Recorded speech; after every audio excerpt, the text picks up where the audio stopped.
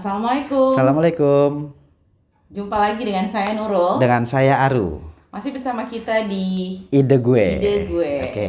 Gimana Rul? Sehat? Alhamdulillah sehat. Sehat. Oke. Kita ngebahas apa nih malam ini? Untuk topik Ide Gue kali ini, Oke. kita akan berbicara tentang bagaimana bekerja dengan sistem sudah robotik gitu ya. Apa ya? Istilahnya apa ya?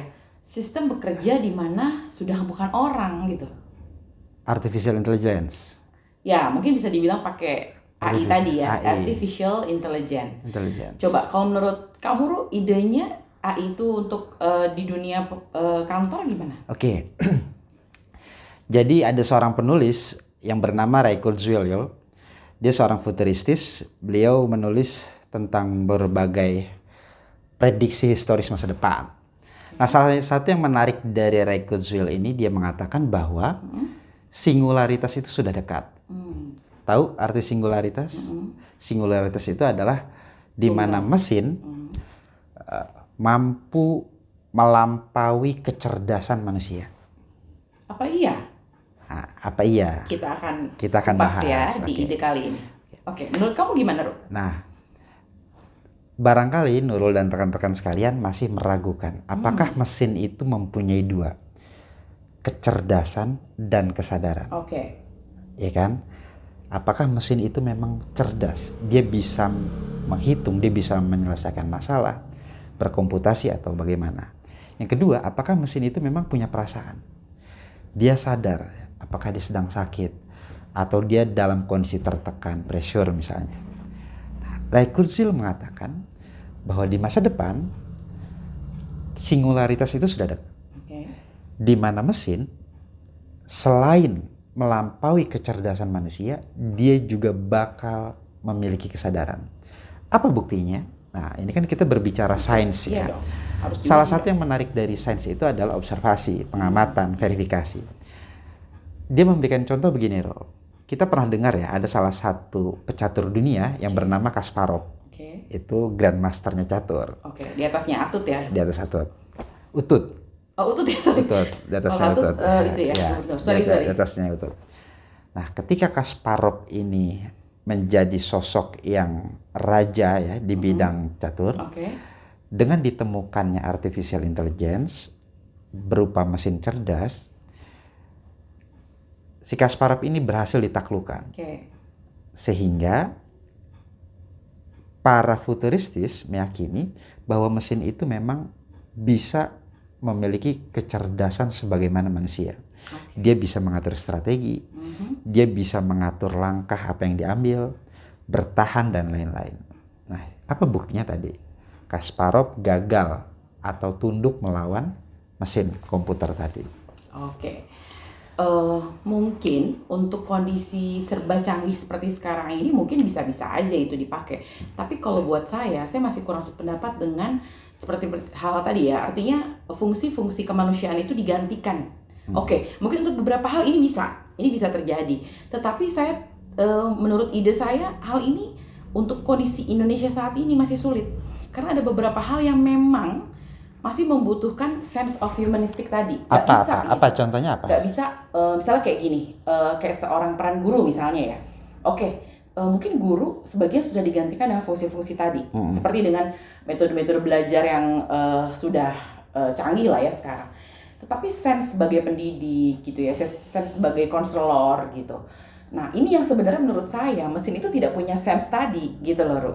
Jadi kalau saya sebenarnya agak kurang sepaham ya bahwa semua ini bisa digantikan dengan robot gitu. Oke, dijawab. Ditambah lagi dengan kondisi masyarakat kita ini kan sosial banget. Kita Indonesia ini guyup banget ya.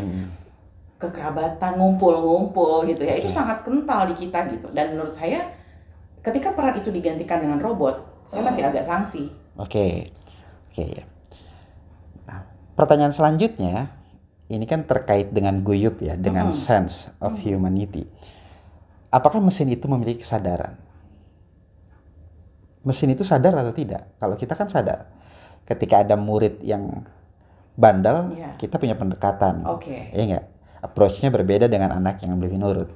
Itu kan ada kesadaran gitu. Nah, apakah mesin itu punya? Ray Kurzweil mengatakan bahwa mesin itu punya kesadaran.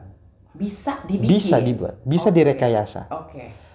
Nah, sehingga menurut Kurzweil, mesin bisa memiliki kesadaran plus kecerdasan.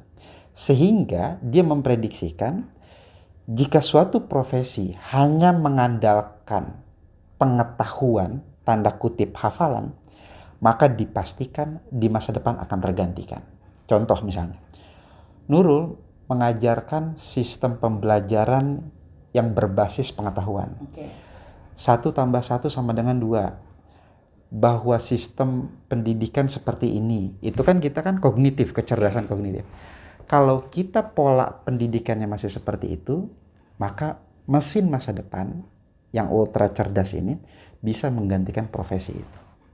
Ya, artinya untuk akan tereliminasi, itu udah pasti. Ya, untuk hal-hal yang sifatnya pengetahuan dan hafalan berbasis itu. Ya, nah, tetapi kalau sesuatu yang berbasis sosial, altruis, empati, nah itu mesin memang tidak bisa. Nah, itu menurut mungkin sebenarnya bukannya belum bisa ya, tapi dia belum secanggih manusia belum lah secanggih ya. Manusia. Karena memang sebenarnya gini, saya pribadi setuju loh ketika peran-peran kita nih sebagai manusia dengan penuh keterbatasan, capek dan sebagainya digantikan gitu. Tapi untuk kondisi sekarang, menurut saya masih yang berpikir semua tidak oke lah. Di beberapa profesi tertentu oke. Tetapi untuk semua profesi ini saya masih sulit gitu.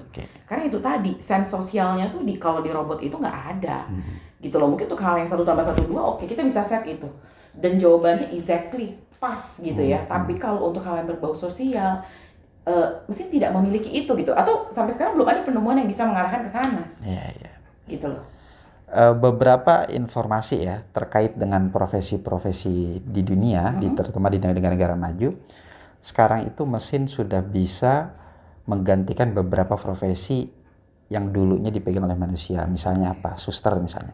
Di Jepang, perawat. Di Jepang itu dahulu, jadi gini, kondisi di Jepang sekarang itu surplus manula.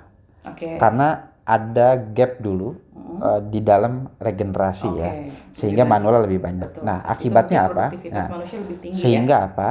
Produktivitas di sana agak terganggu karena memang angkatan sekarang ini manula lebih banyak, hampir 70%, 30%-nya manusia produktif ya. Nah, tapi Jepang tidak kehabisan ide loh. Dia melahirkan konsep mesin cerdas berupa robotik, diciptakan robot. Ada 2 jenis. Yang pertama adalah robot yang memang untuk mengasuh manusia, manula, melayani, suster ya, melayani, merawat. Sekaligus dia menciptakan robot juga untuk menghibur, mengajak nyanyi, mengajak bicara, mengajak curhat, itu bisa. Tapi mungkin jawaban-jawaban yang bersifat kaku ya, sebatas rekaman-rekaman. Kalau ditanya ini jawab ini, sebatas itu mungkin menyanyi, menghibur ya. Pasti ada keterbatasan lah ya antara robot dan manusia. Tapi itu saya apresiasi. Artinya Jepang sudah bisa membuktikan bahwa fungsi-fungsi itu bisa digantikan dengan robot gitu ya.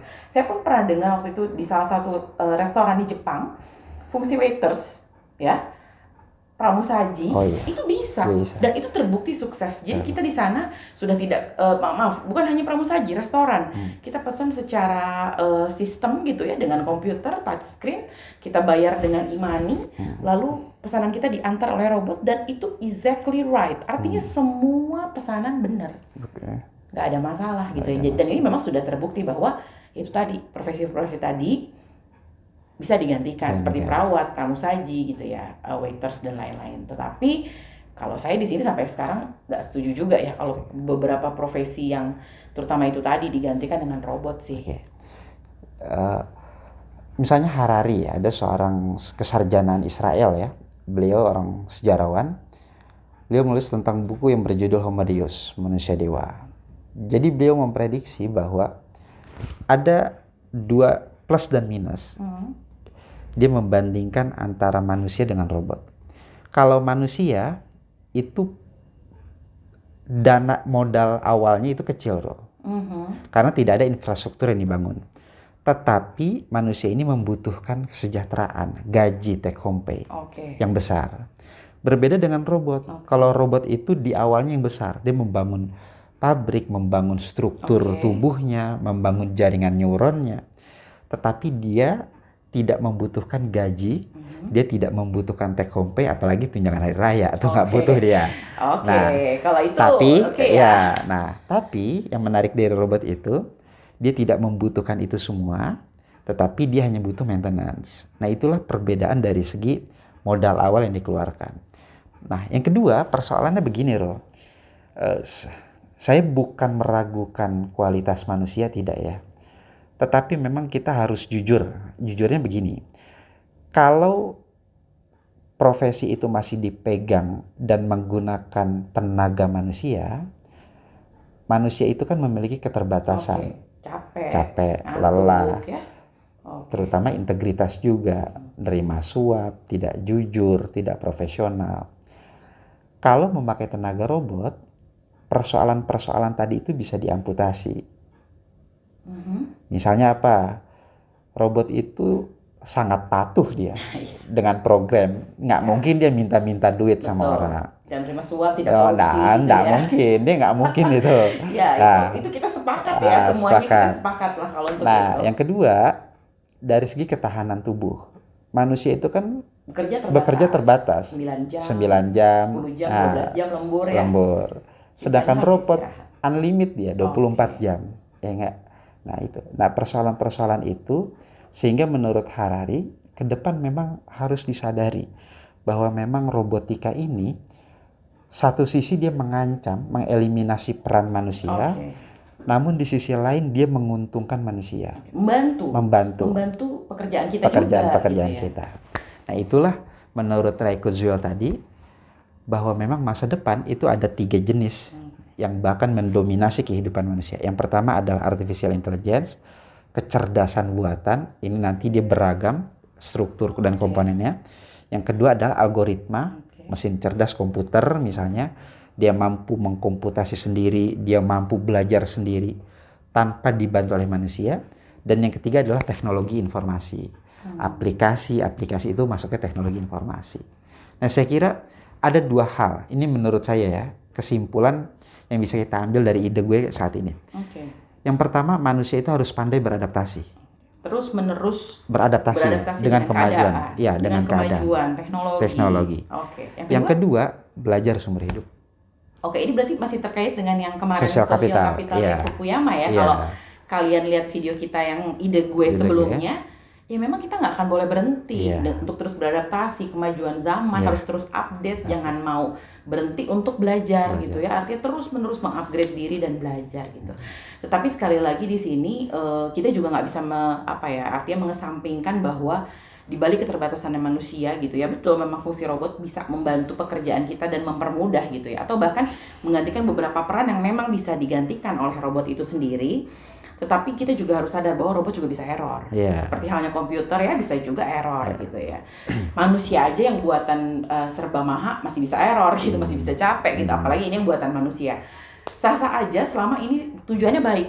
Tujuannya untuk saling membantu, memudahkan, berkolaborasi untuk membuat mungkin kehidupan kedepannya kita lebih baik lagi gitu ya.